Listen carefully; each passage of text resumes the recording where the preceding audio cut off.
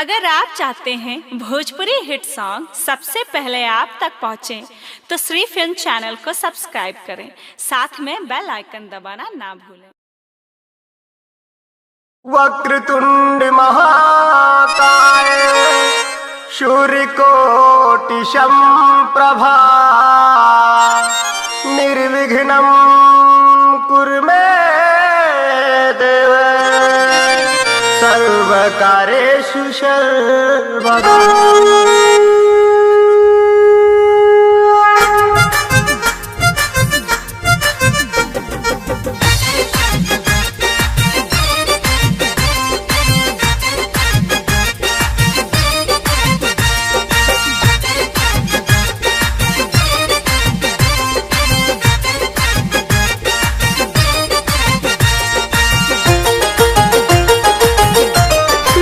Studio Lucknow. कई के मुसवा के सवरिया हो,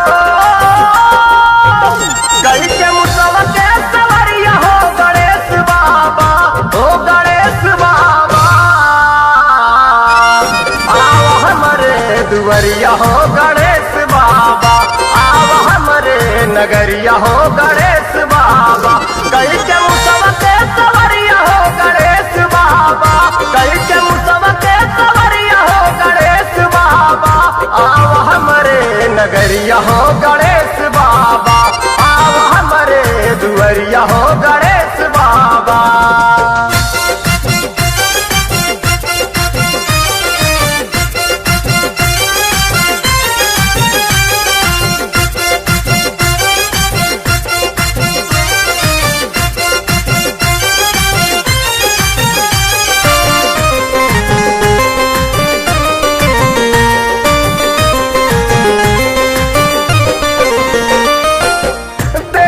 सबसे प्रथम पूज जाते, जय गजबादन विनायक कहाते। देवों में सबसे प्रथम पूज जाते, जय गजबादन विनायक कहाते। करते वंदना तुम्हारी हम गणेश बाबा, करते वंदना तुम्हारी हम गणेश बाबा। आओ हमारे दुवरिया हो, गणेश बाबा आओ हमारे नगरिया हो, गणेश बाबा।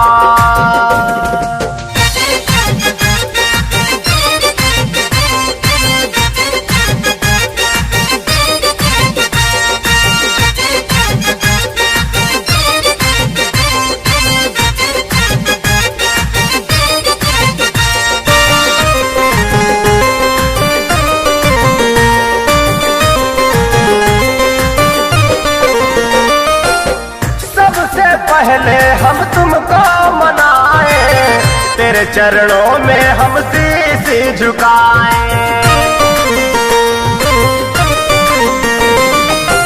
सबसे पहले हम तुमको मनाए, तेरे चरणों में हम शीश झुकाए।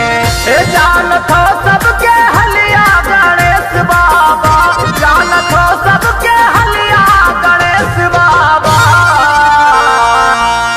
आओ हमारे दुवरिया हो, गणेश बाबा आओ हमारे नगरिया हो, गणेश बाबा।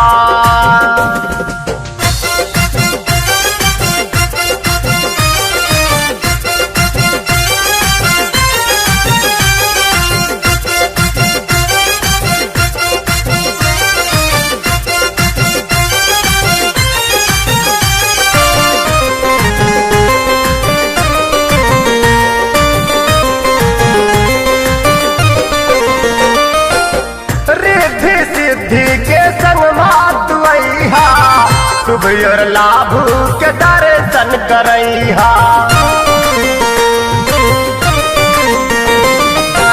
रिद्धि सिद्धि के संग मातुआ, शुभ और लाभ के दर्शन करैहा।